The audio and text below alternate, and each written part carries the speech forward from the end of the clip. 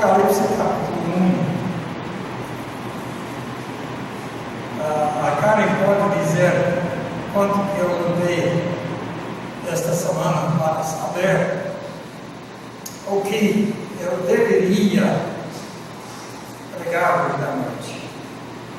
Eu acho que foi na quarta-feira, eu disse para ela, pedindo ela a orar. Não sabia o que eu deveria pregar hoje à noite. E na quinta-feira eu falei para ela, ainda não sei o que.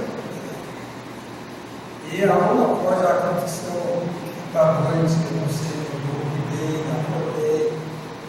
Chegou à minha mente que eu deveria pregar sobre Jesus. Nós devemos focalizar nossa atenção em Jesus. Mas a Bíblia toda fala sobre Jesus. Para onde nós deveríamos ir para fazer isso? E eu acho que Deus me dirigiu para o meu capítulo de Apocalipse. Hoje em dia, todo mundo fala muito sobre Jesus. Pessoas dizem, não, mas eu amo Jesus. Você pergunta a ele, você acredita em Jesus? Sim. Você já recebeu Jesus como Salvador? Sim. E todos eles falam sobre amor para Jesus e gostar dele e quer segui-lo e assim por diante. Mas a pergunta vem para mim: que Jesus que eles amam? Será que é o Jesus descrito na Bíblia? E nós não podemos pensar em Jesus da mesma maneira que as multidões, incluindo os discípulos de Jesus, pensavam sobre ele, consideravam ele quando ele estava aqui na terra. Porque quando Jesus chegou aqui na terra, ele nasceu em Belém, viveu aqui 33 anos e meio,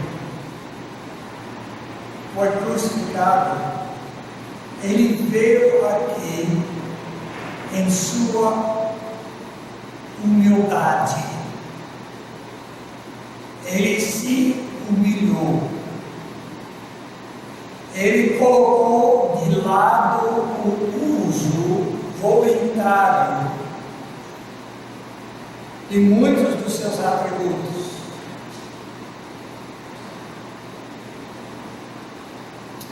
E ele criou certas amizades com pessoas, especialmente com 12 homens que nós conhecemos como os discípulos de Jesus. Houve mais, mas nós conhecemos os nomes desses. Ficou tão íntimo a relação que Jesus teve com esses 12, que algumas horas antes que ele foi traído e condenado e crucificado e morreu, um deles, no meio da ceia que eles estavam, ceia da Páscoa que eles estavam participando, reclinou sua cabeça no peito de Jesus. Ele se descreve como aquele discípulo que Jesus amava. E hoje em dia, muitas pessoas querem ter uma relação com Jesus deste tipo.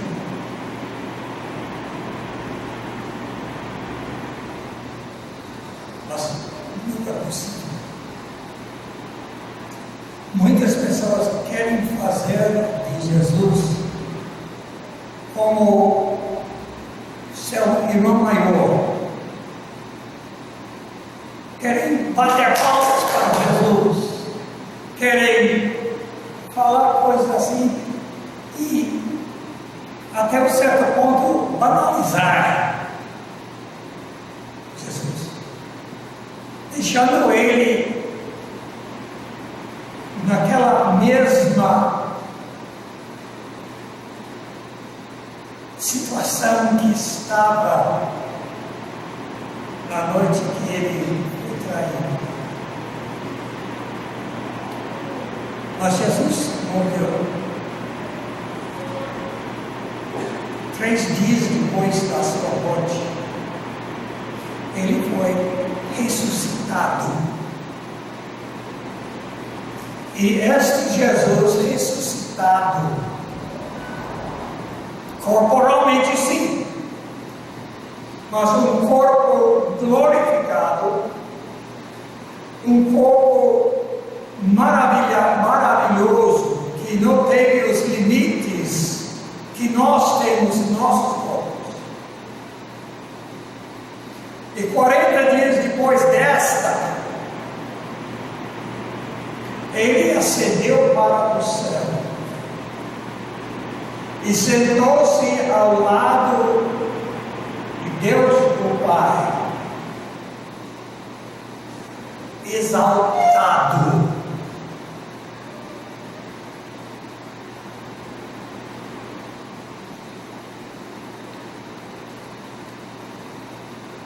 E esta é a diferença.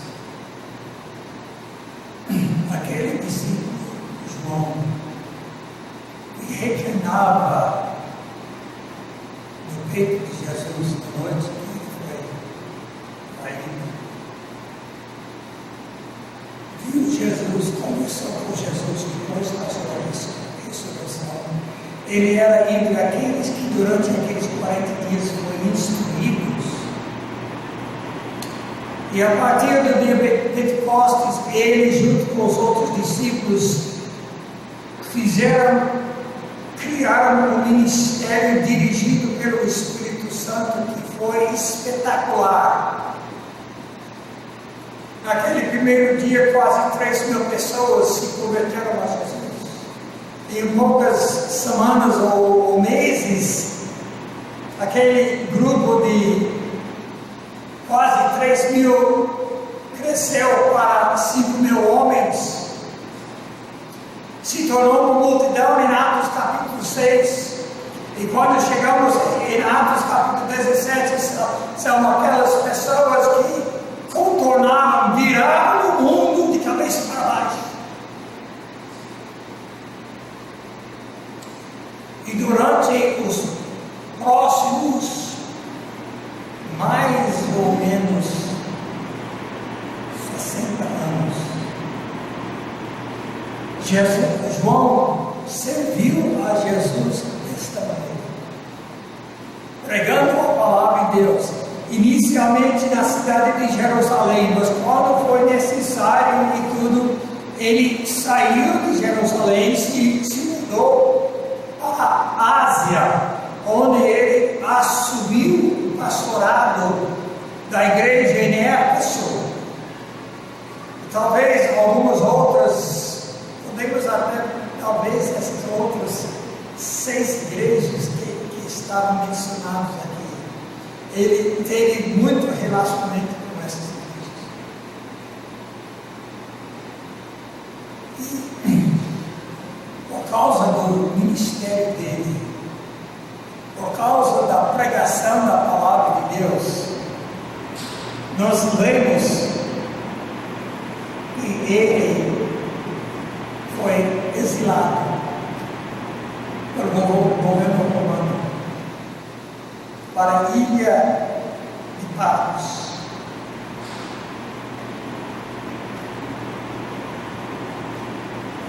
E ali, isolado de todos os irmãos, ele estava. Patmos era uma ilha mais ou menos 110 quilômetros da cidade de Athos, dentro do mar. Uma ilha pequena. A ilha ainda existe, tem o mesmo nome, até hoje. E enquanto ele estava isolado,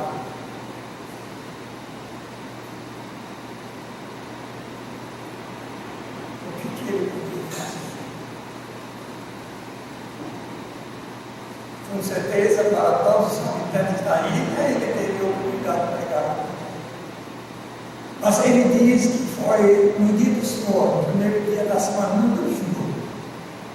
Ele estava sozinho nesta ilha.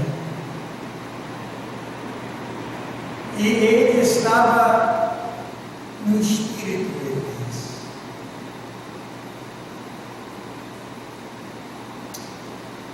E ele teve uma revelação. Versículo 1 desse capítulo diz que a revelação de Jesus,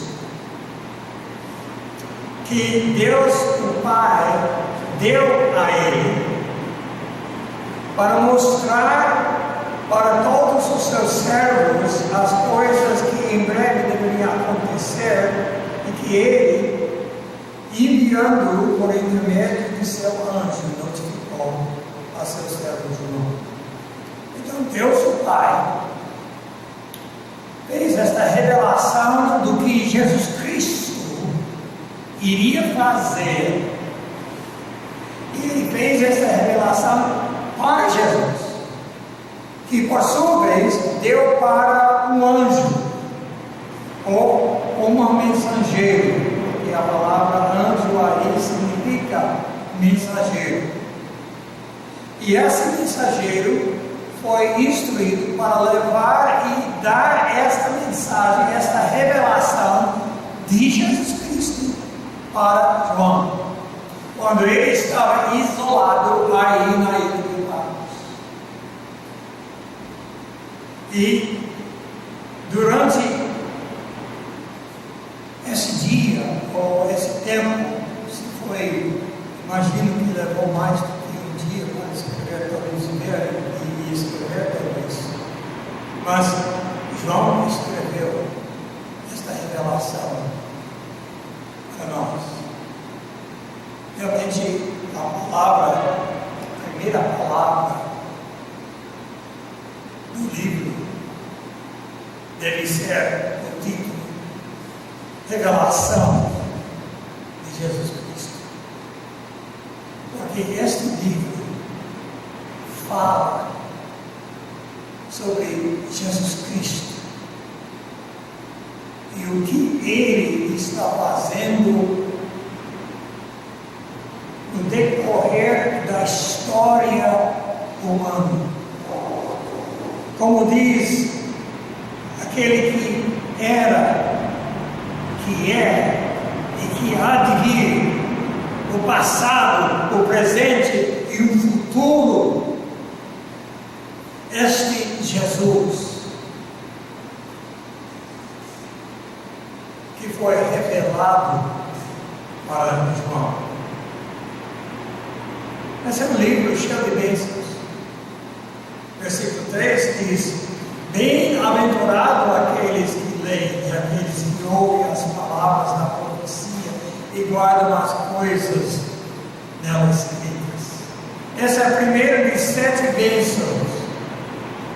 Nós podemos ler sobre outro, capítulo 14, versículo 13, não vamos gastar tempo hoje. Capítulo 16, versículo 15, capítulo 9, 19, versículo 9, capítulo 20, versículo 6, e capítulo 22, versículos 7 e 14, bênçãos prometidos para vocês. O Apocalipse nos mostra para a nossa história de Jesus Cristo.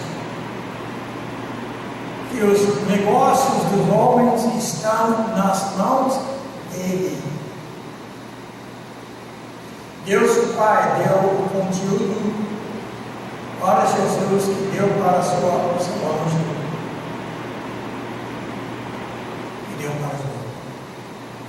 Então João começa essa carta mandando saudações para as igrejas de Ásia, antes que ele entra na revelação que nos eventos.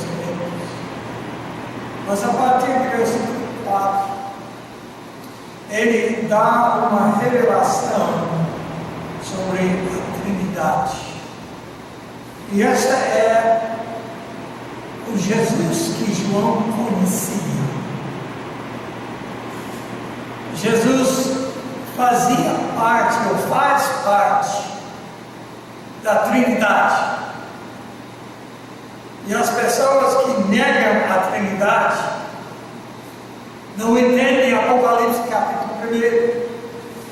Porque em versículo 4 diz: João às 7 igrejas que se encontram na Ásia, graça e paz a vós outros, da parte daquele que é, que era, que há de vir, da parte dos 7 Espíritos que se acham diante do seu trono, e da parte de Jesus Cristo, a fiel testemunha e primogênito dos mortos e o soberano dos reis da terra. Versículo 4: aquele que era, que é e que há de vir, fala de Deus o Pai. Se tem dúvida nisso, vai comigo para capítulo 4, e versículo 5, onde diz: do trono saem relâmpagos, vozes e trovões, e diante do trono ardem 7 tochas de fogo, que são os 7 Espíritos de Deus. E também em capítulo 5, em versículo 6, e ouvi como que a voz no meio dos 4 seres viventes, dizendo: uma medida de trigo por um denário, e 3 medidas. Essa não é a versículo que eu estou pedindo. Então, mas esses versículos, o versículo queria destaca Deus o Pai como aquele que era, que é e que há de vir. Também no versículo 4 nós temos os 7 Espíritos. 7 é o número de perfeição, o número de completo. E trata do Espírito Santo, da plenitude do Espírito Santo. E nós temos a plenitude do Espírito Santo quando recebemos Cristo como nosso Salvador. Mas em versículos 5 a 8, ele apresenta o Jesus que ele conheceu. Ele era profeta, que é o testemunho. Ele é sacerdote, o primogênito dos mortos, e ele é rei, soberano dos reis da terra. Então ele fala sobre este Jesus, esse Deus que ele conhecia. E logo em versículos 9 a 11, ele viu algumas coisas. Eu, João, irmão vosso e companheiro na tribulação do reino e na perseverança em Jesus, achei-me na ilha chamada Patmos por causa da palavra de Deus e do testemunho de Jesus. Achei-me no Espírito no dia do Senhor e ouvi por detrás de mim uma grande voz, como de trombeta, dizendo o que vê, escreve em livro e manda às 7 igrejas: Éfeso, Esmirna, Pérgamo, Tiatira, Sardes, Filadélfia, Laodiceia. Voltei-me para ver quem falava comigo, e voltando vi 7 candeias. Ele viu Deus. Ele ouviu Deus. Em versículos 12 a 16, ele descreve este Jesus que ele viu. E é aqui onde nós queremos acampar hoje à noite. E eu espero que você tenha suas Bíblias abertas, porque nós vamos correr para muitos trechos aí para ver a respeito deste Jesus que João viu. Diz o seguinte: voltei-me para ver quem falava comigo, e voltando vi 7 candeiros de ouro. Esses 7 candeiros são 7 igrejas. Agora, onde está Jesus em relação a essas cadeiras, essas igrejas? No meio. Onde está Jesus hoje? No meio das igrejas. Lembra disso? Jesus está aqui, mesmo que nós não podemos ver. Ele está aqui na pessoa de seu Santo Espírito.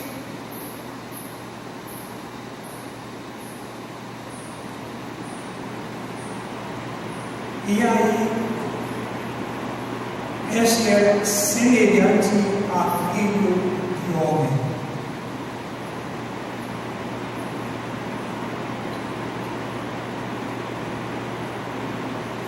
O profeta Daniel usou esta expressão muito. E também o livro de Lucas fala muito sobre o Filho do Homem. E a referência nesses 2 livros é a Jesus Cristo. E esse que era semelhante a Filho do Homem, ele descreve ele tendo vestes alares, cingido à altura do peito com uma cinta de ouro. A sua cabeça e cabelos eram brancos como algodão, como neve. Os olhos como chama de fogo. Os pés semelhantes a bronze polido, como que refinado numa fornalha. A voz como voz de muitos águas. Tinha na mão direita 7 estrelas, e da boca saía-lhe uma afiada espada de 2 gumes. O seu rosto brilhava como o sol na sua força. Vamos considerar estas coisas que são simbolizadas. Suas vestes alares cingido à altura do peito com uma cinta de ouro. Essa é a vestimenta de um sacerdote, a vestimenta de um rei. E ele, este Jesus, é sumo sacerdote e rei, aquele sumo sacerdote segundo a ordem de Melquisedeque, como Hebreus fala, o autor de Hebreus fala em seu livro. E esse tipo de roupa era roupa exclusiva. Quando Deus deu ordem para Moisés no deserto para fazer a roupa para Arão e seus filhos, para servirem no tabernáculo, e os outros sacerdotes durante o tempo vestido de lã branca. Então, Este Jesus que João viu, reconheceu imediatamente pela vestimenta que era o sacerdote, mas a cinta de ouro traz algo que lembrava dele de um rei. Jesus Cristo é o sacerdote rei. Sacerdote não segundo a ordem de Levi, segundo a ordem de Melquisedeque. E rei para tomar o lugar de Davi. Então é isso. Seus cabelos brancos falam sobre a sua eternalidade. Vai comigo para Daniel capítulo 7. Daniel capítulo 7.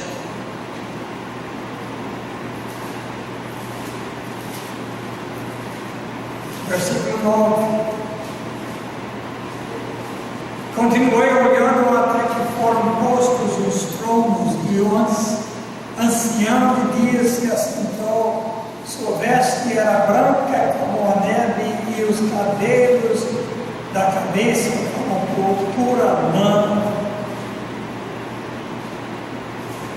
Ele está descrevendo Deus, Jesus Cristo, suas vestes como pura lã, seu cabelo branco como neve. E eu não sei se você já passou de neve branca. Eu passei, não recentemente, mas anos atrás, quando eu era criança, jovem. Durante o verão, nós poderíamos ter um temporal de neve. E o neve cobria tudo. Um temporal que deixa 8, 10, 15 centímetros de neve em cima de tudo. E é lindo. Mas um dia depois desta, as nuvens saem e o sol brilha em cima dessa neve, cobrindo esses campos brancos e refletindo.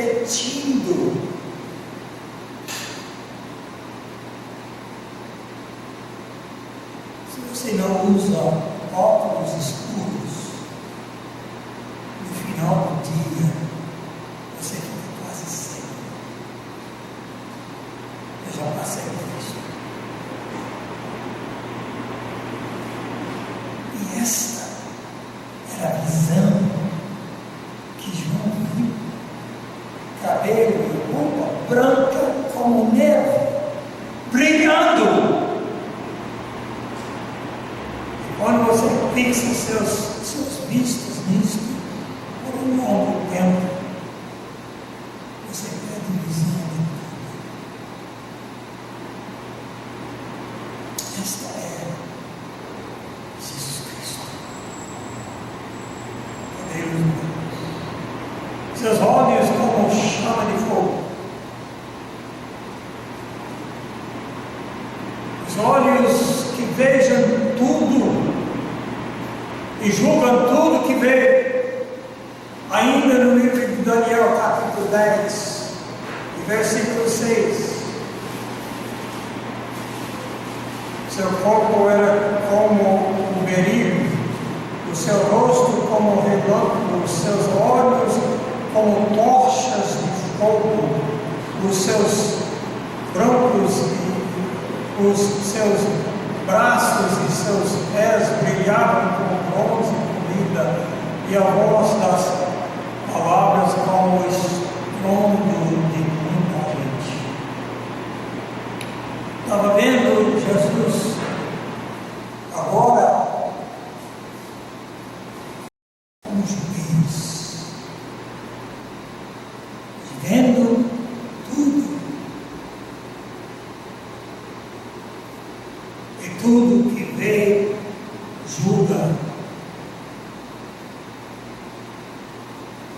diferente de um juiz aqui. Como aquele juiz do futebol essa semana. Viu e não viu nada.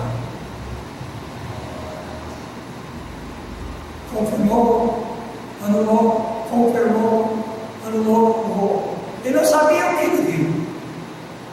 Pela pressão ao seu redor, ele tomou a decisão. Este Jesus não é o juiz desse tribunal. Ele veio certo e ele julga.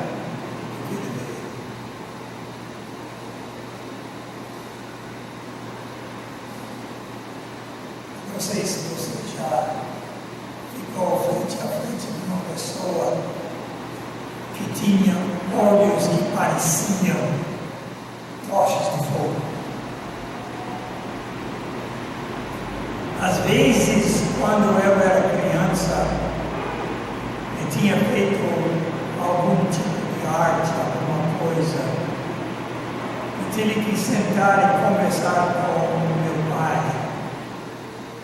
Olhar nos olhos dele era como olhar dos tochas. Eu sabia que ele sabia que eu fiz. E eu temi as consequências do meu pecado. Você imagina diante de Deus com olhos assim.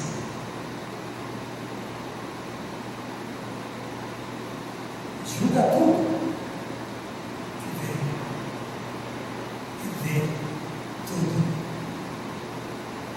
Seus pés semelhantes a bronze bonito, pés que falam sobre o julgamento. O altar de bronze no tabernáculo, no templo, era o lugar onde o pecado foi julgado. Bronze sempre significa o julgamento de Deus. Sua voz, como voz de muitas águas. Há poucas semanas atrás, estive nos cataratas de Iguaçu, com minha esposa, minha mãe e cunhado. E ficamos ali embaixo da queda da água. E ouviu o som de muitas águas. E quando eu queria conversar com o Ronaldo, meu cunhado, eu tive que falar uma voz assim para ele me ouvir, ficando bem na minha frente. E não era por causa das outras pessoas, era por causa do barulho da água.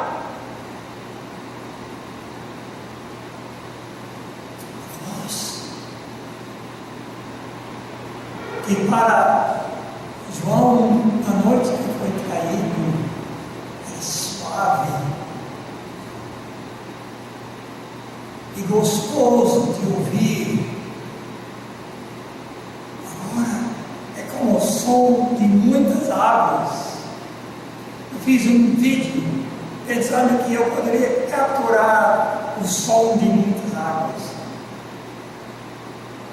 Parece que é só o som de um riachinho, em comparação com o que é realmente.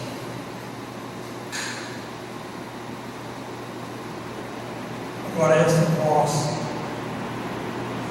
sugere duas coisas.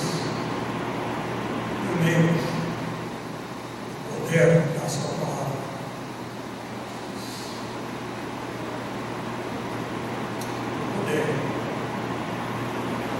Ronaldo e eu fizemos uma aventura. Nós pagamos a passagem para um barco para subir o rio até as cataratas, passar por baixo. Pronto. Chegamos lá e ficamos aí na ponta de uma pedra. Essa ponta era talvez 50 metros da grande volume de água caindo. E ali o piloto do barco colocou o barco embaixo da queda. E nós sentimos o poder da queda de água. Só caindo uns 50 metros. Muita água. Mas muito pesado. Ele entrou e saiu. A água torrou ele. Deu uma volta e entrou de novo. E a água nos empurrou por fora. Ele disse, não preciso fazer mais. Eu já senti o que eu falei isso para meu cuidado. Mas aí ele foi lá e entrou de novo. 4 vezes. Imagine o poder da palavra de Jesus Cristo. Essa é um significado. Sugiro também que todos os rios e riachos do mundo inteiro se juntando, convergindo em Cristo. Vai comigo para Salmo 29. Salmo 29.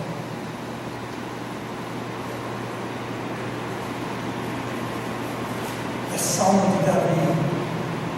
Tributai ao Senhor, filhos de Deus, tributai ao Senhor glória e força. Tributai ao Senhor a glória devida a seu nome. Adorai o Senhor na beleza da sua santidade. Ouve-se a voz do Senhor sobre as águas.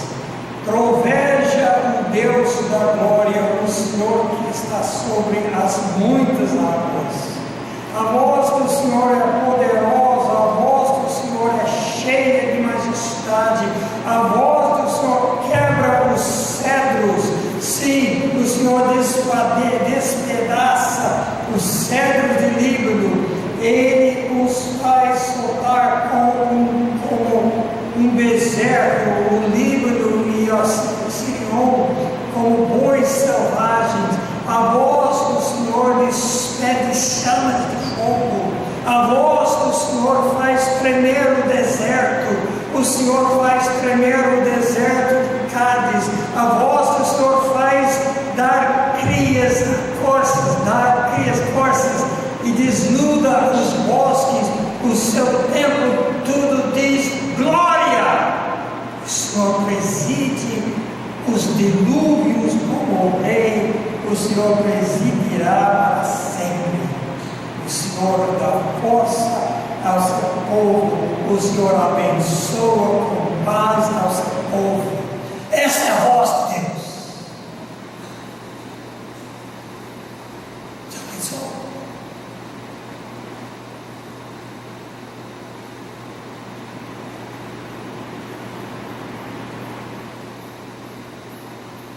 Essa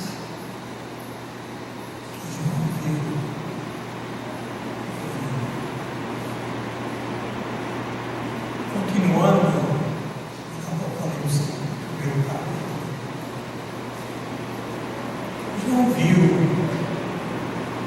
que Jesus segura as 7 estrelas na sua mão. Essas estrelas são os mensageiros, podemos dizer os pastores das 7 igrejas. A possibilidade que esses pastores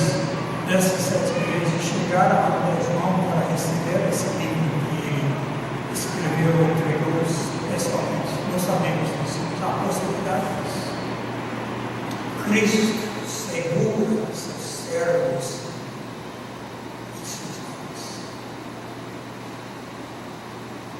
A espada da sua boca é a sua palavra que julga. Hebreus 4,12 diz que é mais cortante do que uma espada de dois gumes. O brilho do seu rosto fala, como o sol fala sobre a glória que nós temos lido aqui em Salmo. Pode ler em Malaquias, em Apocalipse. Essa é a brilhante estrela da manhã, porque ele vai aparecer aos santos das igrejas quando a hora é mais escura. Logo, ele sopra a varinha sobre ele. Esta é o Cristo que João viu e condenou. Mas note no versículo 17 a sua reação. É bem diferente do que a reação da maioria das pessoas. Quando ouvi, caí a seus pés como morto.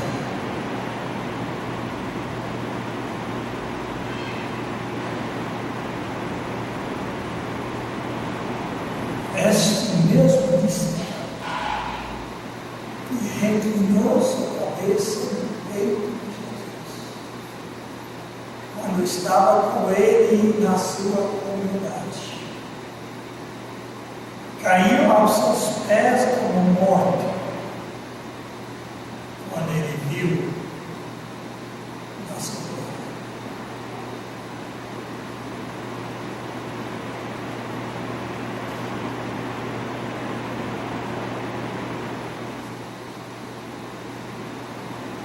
Eu pergunto, não perguntei para vocês, como é o Jesus que você adora?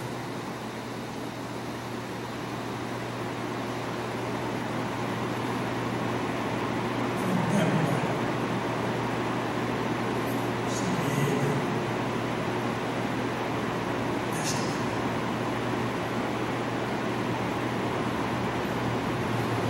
Se Deus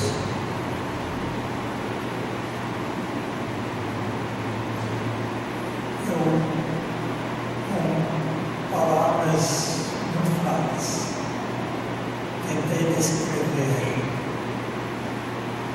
como é o filho da sua glória. Mas ajude-nos a ver como ele é, para que nós podemos adorar a glória da sua majestade. Em nome de Jesus. Amém. Boa noite.